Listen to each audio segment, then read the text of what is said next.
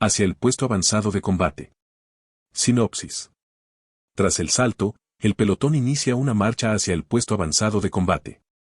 El obús de 75 milímetros, desmantelado, es transportado por mulas a través de un sendero que se resiste. En este viaje, la montaña no solo es un obstáculo, sino un ser vivo que pone a prueba la voluntad de los soldados, forjándolos para el verdadero combate. El alba no llegó. Se abrió como una herida de luz entre las cumbres, desgarrando la bruma espesa que durante la noche había envuelto al campamento como un sudario. El viento soplaba bajo, cargado de humedad y de un centenar de augurios, mientras los hombres del pelotón aerotransportado despertaban en silencio, envueltos en mantas tibias y pensamientos oscuros.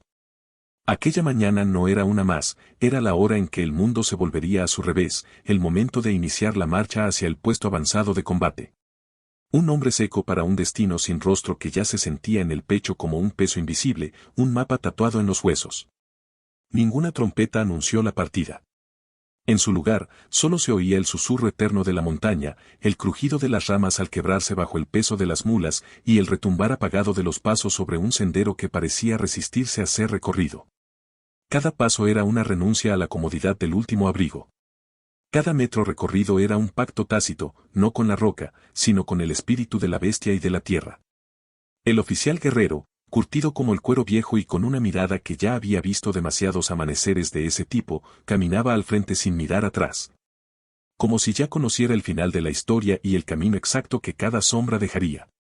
Detrás de él, un pelotón de rostros enjutos y ojos de niebla se alineaba en un orden que no respondía a jerarquías formales, sino a una comunión de silencios, al tejido invisible de sus miedos y sus esperanzas.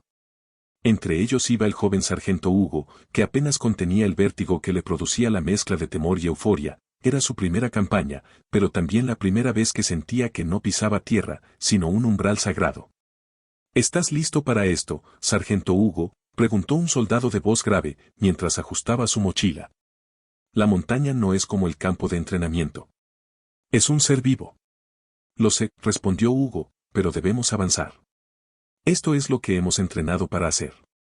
Sus palabras sonaban firmes, pero en su interior, la incertidumbre crecía como una sombra que alargaba sus dedos sobre el corazón.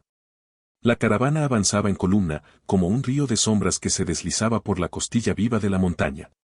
Las mulas, criaturas de una tenacidad inexplicable, iban cargadas con cajas de municiones, radios, morteros y, sobre todo, con el corazón de acero, cada componente del obús de 75 milímetros. Desmantelado con una precisión casi ritual, había sido distribuido entre los animales. El tubo del cañón, atado longitudinalmente a una mula como un hueso que no le pertenecía, la recámara y el afuste, en lomos separados, las ruedas, voluminosas, en bestias distintas. Era un ballet de equilibrio y fuerza, una coreografía armoniosa entre el hombre y la bestia, guiada con susurros y caricias ásperas. Los artilleros, ahora también arrieros, caminaban con la seguridad de quienes portan no solo acero, sino el destino. El sendero era traicionero, como si la montaña se deleitara en ponerlos a prueba. Había zonas donde una piedra suelta significaba el abismo, y otras donde el fango les tragaba las botas hasta los tobillos, como la boca de una criatura ciega. Hugo resbaló más de una vez, y cada caída lo acercaba a una humildad que no había conocido en los entrenamientos. Guerrero nunca decía nada, solo lo miraba con una ceja en alto, como quien observa el crecimiento de una semilla en terreno hostil. Las pausas eran breves y rituales.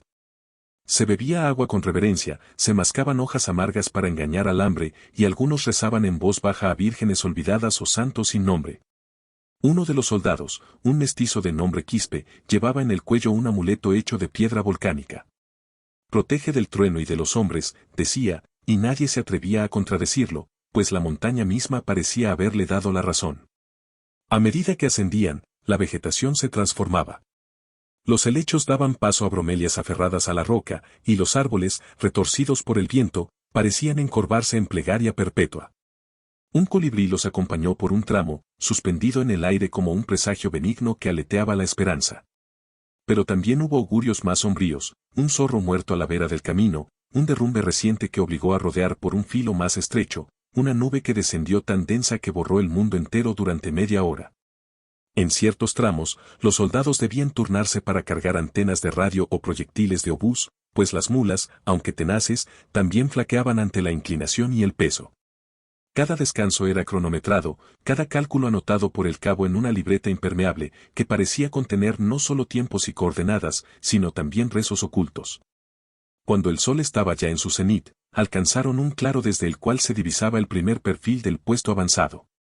Era una estructura apenas visible, como una excrescencia de piedra entre el follaje, pero Guerrero la reconoció de inmediato. No sonrió ni lo comentó. Solo dijo, descansen 15 minutos. Luego, lo peor empieza. Y así fue.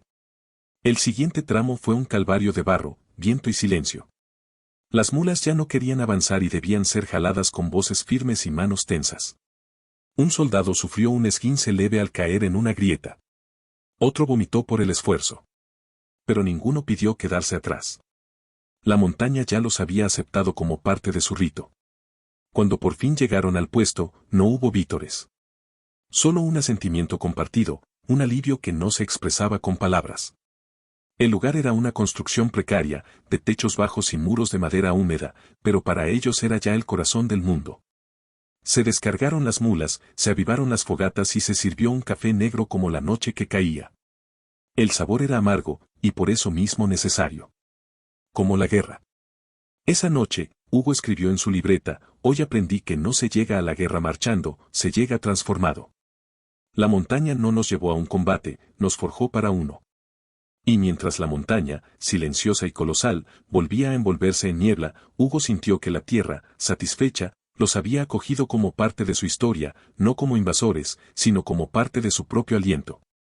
Allí, en el vientre frío del Pac, bajo un cielo sin promesas, la montaña los había probado, y los había aceptado. Nota del autor.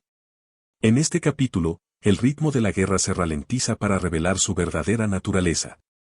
La marcha no es un simple avance, es un rito de iniciación donde la montaña, como un juez cruel, prueba a los hombres.